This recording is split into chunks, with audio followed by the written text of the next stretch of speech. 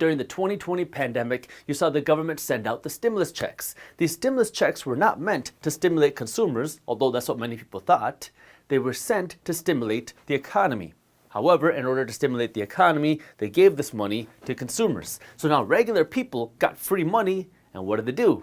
They went to Amazon, they went to Walmart, they went to Kroger. Some went to Lululemon, some went to Gucci, some went to Apple, but they spent money. When you spend money, that benefits the economy. Once you understand that, then you can understand that our economic system is designed to benefit not the consumer, but it's designed to benefit the economy and the investor. For one, if you are a business owner or an investor, you are benefited with lower tax rates and more deductions. The people that pay the highest tax rates in America are people who just work a job because your ordinary income, the money you make from your job, your salary, that's taxed at the highest tax rates, and that also comes with the lowest deductions and the lowest write-offs. I'm telling you this as an attorney who's not your attorney. The second part is a little less obvious because on the side of this economic system, we have other entities. And this is the government and the Federal Reserve Bank. And these entities are kind of overseeing this entire system. And the way these entities work is that they want to grow this.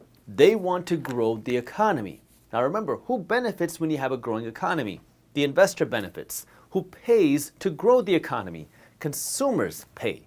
Now, how does the government and the Federal Reserve Bank work to grow the economy in order to continue growing our economic system? Well, this is through something called inflation. We've been talking about this a lot, especially in the last couple of years, but inflation has been happening way before 2020. The Federal Reserve Bank openly talks about today how they want a 2% target inflation. Now, of course, today we're at much higher inflation levels than 2%, but they say that they want 2% inflation. What does that mean? And why not 0% inflation? 2% inflation means that the government and the Federal Reserve Bank are working to increase the amount of money out there. When you increase the amount of money out there, you increase the amount of dollars, but you decrease the buying power of each individual dollar. Because when you print more money without producing more wealth, the buying power of each individual dollar goes down, which causes the price of things to go up. So now when the Federal Reserve Bank says that we want 2% inflation, that means that they want to have just enough inflation that the majority of people don't even see it happen. Because prior to 2020, the majority of people didn't even understand what inflation was. The majority of people had no idea that inflation was even happening. However, inflation is a hidden tax. And the person who pays the price of inflation is the person who doesn't understand what inflation is, because that means that your savings are being eroded. The buying power of your salary is going away. That's why today you keep hearing about how the cost of living is growing faster than wages. The reason why your cost of living is growing faster than wages is because of inflation. Inflation disproportionately hurts the poor and the financially uneducated and disproportionately benefits the financially educated. How? Because now when you increase the amount of dollars out there, you increase how much money consumers can spend. Now remember, consumers are everybody. Poor people, middle class, and the rich. Everybody is a consumer. However, for the majority of people who are not financially educated, you're spending more than you're putting towards your wealth. You're spending more than you're saving, or you're spending all of your money. And so now when you increase the amount of dollars out there, consumers have more money to spend into the economy. When you have more money to spend into the economy, our economy can grow. And if our economy is growing, that means that investors are making money. And if the economy is growing, that means the business owners are making money. But who's paying the price?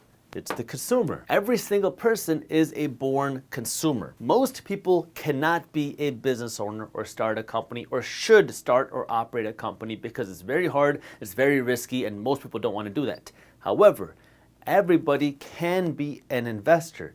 This is how you can benefit from the economic system, because the economic system is designed to benefit the economy, which also benefits the investor. How do you do that? Well, now you as a consumer have to take some of your money, and instead of trying to grow the economy, you take this money and you put it here instead. Sorry about the arrow. You put it into this investing pile, because now when you own the investments, you own a piece of the economy without having to operate the economy. And then when the economy grows, whether it's because the economy is producing more value, or it's because of more inflation being created by the Federal Reserve Bank, or it's because the government is spending more money, which creates more inflation, all of these things benefit the economy, which then trickle down to the investor.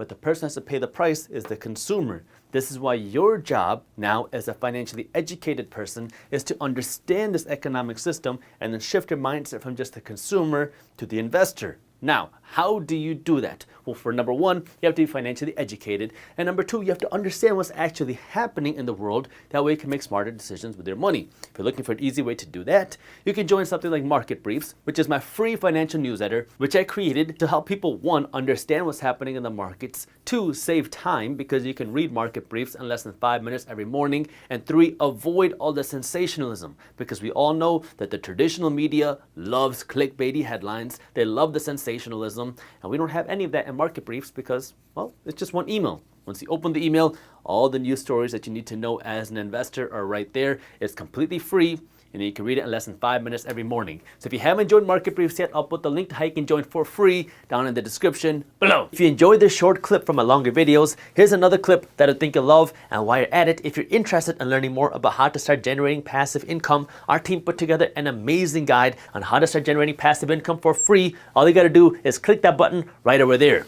Thank you for watching, and as always, keep hustling.